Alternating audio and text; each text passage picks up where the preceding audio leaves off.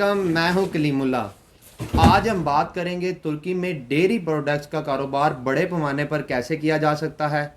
इसका तरीकाकार क्या है। हमारे साथ हैं अली अकबर साहब। अस्सलाम वालेकुम सर, क्या हाल है। वालेकुम अस्सलाम कलीमुल्लाह। मैं ठीक हूँ, आपका क्या हाल है? अल्हम्दुलिल्लाह सर, मैं ठीक हूँ।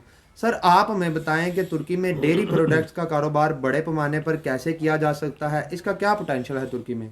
जी कलीमुल्लाह, बहुत अच्छा टॉपिक है। बहुत शुक्रिया सर। जब हम बात करते हैं डेयरी प्रोडक्ट्स की तो इसके अंदर मिल्क आ जाता है, मिल्क पाउडर आ जाता है, इसी तरह चीज़ आ जाता है, बटर है, योगर्ट है और इसके साथ साथ आयरन, ये सारी चीज़ें आ जाती हैं।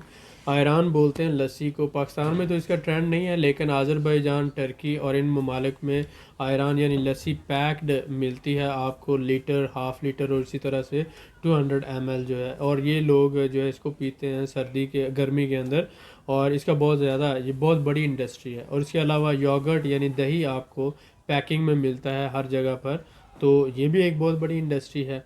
तो अगर हम बात करते हैं मिल्क पाउडर की, इसी तरह से चीज़ है, बटर है, योगर्ट है और आयरन है, तो ये टोटल अगर हम इन सारी प्रोडक्ट्स की बात करें तो 1.1 बिलियन टन्स जो है ये टर्की प्रोड्यूस करता है, जो अपनी 100% जो उसकी अपनी डिमांड है उसको मीट करने के अलावा 1.1 बिलियन टन्स की एक्सपोर्ट करता है ये। तो इस हवाले से अगर हम देखते हैं कि 22 मिलियन टन जो है वो मिल्क सालाना जो है वो एक्सपोर्ट करता है। उसके अलावा 260 2,60,000 टन जो है ये मिल्क पाउडर एक्सपोर्ट करता है। उसके अलावा योगर्ट की जब हम बात करते हैं तो 2 लाख टन के करीब ये एक्सपोर्ट करता है। बटर जो है 45,000 टन जो है तकरीबन इसकी एक्सपोर्ट होती है। आयरन जो है वो तकरीबन 60,000 टन के करीब ये एक्सपोर्ट करता है। और साथ ही साथ जब मिल्क क्रीम की बात करते हैं तो तकरीबन 2,000 टन के करीब मिल्क क्रीम जो है एक्सपोर्ट करता है। तो इन सारी प्रोडक्ट्स को जब हम देखते हैं तकरीबन 6 से 7 प्रोडक्ट्स हैं, तो ये सालाना आप देखें 1.1 बिलियन टन जो है इसके एक्सपोर्ट्स हैं। और टर्की जो है यूरोप का तीसरा बड़ा एक्सपोर्टर कंट्री है, जो बड़े पैमाने पर एक्सपोर्ट करता है। दुनिया का 8वां बड़ा डेयरी प्रोडक्ट्स में एक्सपोर्टर कंट्री है। तो इस हवाले से आप इसका पोटेंशियल समझ सकते हैं। जी सर, बिल्कुल, बहुत शुक्रिया। सर मैं आपसे जानना चाहूँगा कि टर्की के कौन कौन से शहरों में डेयरी प्रोडक्ट्स का काम बड़े पैमाने पर होता है। जी कलीमुल्ला, बहुत अच्छा सवाल है। जब हम देखते हैं कोनिया जो है टर्की का, आप कैपिटल ऑफ डेयरी प्रोडक्ट्स कोनिया को कह सकते हैं। ये मेडिटेरियन सी से, मर्सिन से थोड़ा सा ऊपर है कोनिया का शहर। और उसके अलावा एस्की शहर जो है इस्तांबुल से 250 किलोमीटर के दूरी पर एस्की शहर के नाम से एक शहर है। इसी तरह कार्स है इस्तांबुल से तकरीबन 1500 किलोमीटर की दूरी पर। उसके अलावा जो इसकी प्रोसेसिंग होती है, ज़्यादातर प्रोसेस इंडस्ट्री जो है वो अनकारा और इस्तांबुल और इज़मीर के अंदर है। लेकिन इसके फार्म जो हैं वो ज़्यादातर कोनिया, एस्की शहर, कार्स, एर्दुरुम और ट्राबजोन इन इलाकों में ज़्यादा पाए जाते हैं, इगदर में पाए जाते हैं। इन लेस डेवलप सिटीज़ के अंदर जो है फार्म हाउसेज हैं, लेकिन जो प्रोसेसिंग इंडस्ट्री है इस्तांबुल है, इज़मीर है, अनकारा है, वहाँ पर पाई जाती है। जी सर, माशाल्लाह, बहुत शुक्रिया। सर मैं आपसे जानना चाहूँगा कि टर्की कौन कौन सी डेयरी प्रोडक्ट्स एक्सपोर्ट करता है। जी बिल्कुल, बहुत अच्छा सवाल है। बहुत तकरीबन शुक्रिया सर। 6 डेयरी प्रोडक्ट्स मैंने मेंशन की, जिसके अंदर मिल्क और मिल्क पाउडर एक है, जी ये सर। एक्सपोर्ट होता है टर्की से। उसके अलावा बटर एक्सपोर्ट होता है टर्की से। उसके अलावा योगर्ट यानी दही जो है ये मिडल ईस्ट को बहुत ज़्यादा एक्सपोर्ट होती है और यूरोप को होती है। जी उसके सर। अलावा आयरन यानी लस्सी जिसे हम कहते हैं, ये पैक्ड फॉर्म में, ये भी मिडल ईस्ट और यूरोप को बहुत ज़्यादा एक्सपोर्ट होती है। और फिर मिल्क क्रीम है, ये बहुत ज़्यादा तादाद में एक्सपोर्ट करता है टर्की। तो दोबारा से अगर हम देखते हैं, मिल्क पाउडर मिल्क हो गया, जी सर। उसके अलावा चीज़ हो गया, बटर हो गया, योगर्ट हो गया, आयरन हो गया और मिल्क क्रीम हो गया, ये प्रोडक्ट्स जो हैं टर्की से। और उसके अलावा देसी घी आप कर लें, जी ये सर, भी जो है बड़े पैमाने पर एक्सपोर्ट होता है टर्की से। बिल्कुल ठीक हो गया, बहुत शुक्रिया। सर मैं आपसे जानना चाहूँगा कि टर्की किन ममालिक को डेयरी प्रोडक्ट्स एक्सपोर्ट करता है। जी डेफिनेटली, अब देखें कि टर्की के जितने भी बॉर्डरिंग कंट्रीज़ हैं, लाइक इराक है, रशिया है,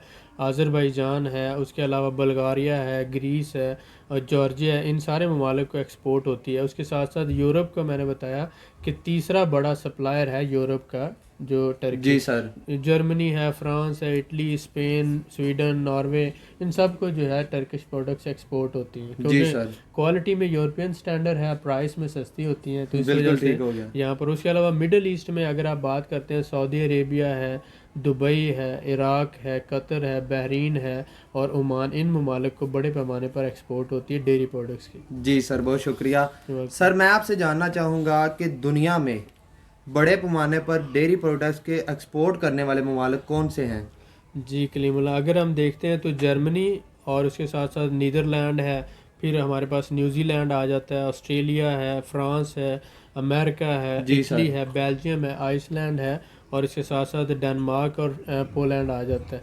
ये ममालिक और साथ साथ टर्की जो है, ये बड़े पैमाने पर प्रोडक्ट्स जो है डेयरी प्रोडक्ट्स एक्सपोर्ट करते हैं। तो जी अगर सर। हम टॉप के एक बात करते हैं तो उसमें ऑस्ट्रेलिया, न्यूजीलैंड, नीदरलैंड और जर्मनी आ जाता है, ये बड़े पैमाने पर। और साथ ही साथ टर्की जो है, ये बड़े एक्सपोर्टर हैं दुनिया के, जो डेयरी प्रोडक्ट्स एक्सपोर्ट करते हैं। हालांकि पाकिस्तान दुनिया का ज़री मुल्क है और बड़ा मुल्क है, बड़े पैमाने पर हम कर सकते हैं डेयरी प्रोडक्ट्स एक्सपोर्ट, लेकिन हमारे यहाँ जो है एक तो जदीद तरीन तरीका नहीं है और ट्रेनिंग नहीं है, और साथ ही साथ प्रोसेस इंडस्ट्री का जो हमारे यहाँ रुझान नहीं है, जिस वजह से बहुत ज़्यादा हमारा दूध जो होता है वो ज़ाया हो जाता है। उसके साथ साथ फिर आगे वो प्रोसेस, जैसे योगर्ट की बात है, चीज़ है, बटर है और इसी तरह से आगे हम लस्सी, ये इन प्रोडक्ट्स की बात करते हैं, जी तो सर। ये प्रोसेसिंग नहीं होती, जिस वजह से वेस्टेज बहुत ज़्यादा है। लेकिन पाकिस्तान से अगर इसको किया जाए तो बड़े पैमाने पर एक्सपोर्ट कर सकता है पाकिस्तान। जी सर, बिल्कुल ठीक है, बहुत शुक्रिया। सर मैं आपसे जानना चाहूँगा कि टर्की में डेयरी प्रोडक्ट्स का काम करने का क्या स्कोप है, इसका क्या पोटेंशियल है? अगर कोई हमारा भाई करना चाहता है तो जी वो कैसे इससे फ़ायदा हासिल कर सकता है?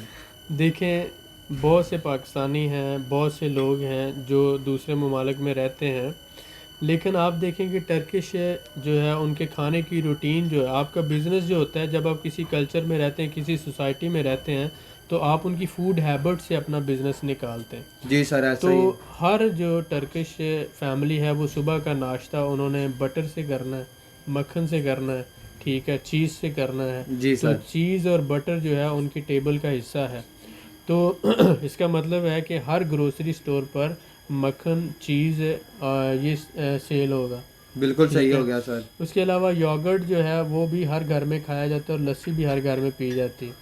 तो ये जो सारी डेयरी प्रोडक्ट्स हैं, इसकी अगर सिर्फ डेयरी प्रोडक्ट्स की एक शॉप बना ली जाए, एक सेल पॉइंट बना लिया जाए, जहाँ पे सिर्फ वो मक्खन है, बटर है, चीज़ है, योगर्ट है, आयरन है, यही प्रोडक्ट्स है, और मिल्क पाउडर ही सेल कर रहा है, जी तो सर। आपने यहाँ पर देखा कि ये जितनी भी दुकानें, सब्ज़ी और फल की दुकानें हैं, तो फल और सब्ज़ी के साथ साथ वो दूध और दही भी सेल कर रहे हैं। जी सर, बिल्कुल तो ठीक उसके हो साथ गया। साथ आपने देखा बटर और वो जो है देसी घी भी साथ सेल कर रहे हैं। तो इसका मतलब है कि ये सोसाइटी का कल्चर का एक हिस्सा है, जी जहाँ सर। पे हर ग्रोसरी स्टोर पर आपको मक्खन मिलेगा, चीज़ मिलेगा, दही मिलेगी और इसके साथ साथ मिल्क मिलेगा हर ग्रोसरी स्टोर पर। जी सर, और सही इसके हो साथ गया। साथ हर सब्ज़ी वाली दुकान पर भी आपको दही मिलेगा, लस्सी मिलेगी, ऐसा ही है बटर सर। और चीज़ मिलेगा। बिल्कुल सर। तो इसका मतलब ये हुआ कि अगर आप इसकी रिटेल में आते हैं, छोटे पैमाने पर छोटा सा एक सेल पॉइंट बना लेते हैं, तब भी आप सरवाइव कर सकते हैं। आप सेल्फ एम्प्लॉयड करके, जैसे पाकिस्तान में दूध और दही की दुकान होती जी है, सर। वो एक वहाँ पर एक ट्रेडिशनल तरीका है, लेकिन यहाँ पर आपको सब कुछ पैक मिल जाता है। तो आप किसी भी जो कंपनी उसके साथ रब्ता करके उसकी प्रोडक्ट्स लेकर आप जो है सेल कर सकते हैं, अपना एक सेल पॉइंट बना सकते हैं। जी सर, बिल्कुल सही हो उसके गया। साथ साथ आप जो है किसी भी फार्म हाउस से रब्ता करके, जो मुख्तलिफ फार्म हैं उनके साथ है, आप उनसे बटर, चीज़ और इस तरह से जो मिल्क है, योगर्ट है, ये इस तरह की आप उनके साथ कमिटमेंट करके कर सकते हैं। बिल्कुल तो सही है एक सर। छोटा सेल पॉइंट से लेकर एक बड़े ट्रेडिंग तक आप ये बिज़नेस कर सकते हैं और इसमें बहुत बड़ा स्कोप है। जी सर, आप बिल्कुल। देखें कि इसी तरह से मसलन कार्स है, अर्जुरूम है, कोनिया है, यहाँ से जितनी भी डेयरी प्रोडक्ट्स हैं वो आती हैं, इन कंट्री ट्रेड होती है, यानी इस्तंबुल है, इज़मीर है, अंटालिया है, अंकारा है, ये बड़े शहर हैं। यहाँ पर जो प्रोडक्ट्स आती हैं वो छोटे शहरों से आती हैं। तो आप छोटे शहरों से, अगर आपके पास कैपिटल है, तो वहाँ से बाय करके आप लाकर बड़े शहरों में उसको सेल कर सकते हैं, जी सर, ठीक है। बिल्कुल तो ऐसा ही है। आप इस बिज़नेस की इन कंट्री ट्रेडिंग में इन्वॉल्व हो सकते हैं, और ये एक बहुत ज़्यादा प्रॉफिटेबल बिज़नेस है, जो हर घर में, यानी ये फूड बिज़नेस है, कैश पे बिज़नेस है और हर घर की ज़रूरत है। जी सर, बिल्कुल ऐसा ही है। माशाल्लाह सर, आपने बहुत कीमती मालूमात से आगाह किया, मैं आपका बड़ा शुक्रगुजार हूँ। ये वेलकम। मज़ीद मालूमात के लिए हमारे चैनल को सब्सक्राइब करें, वीडियो को लाइक करें और शेयर करें, बेल आइकन को ज़रूर प्रेस करें ताकि हमारी अगली वीडियो आपको मिल सके। अल्लाह हाफिज़।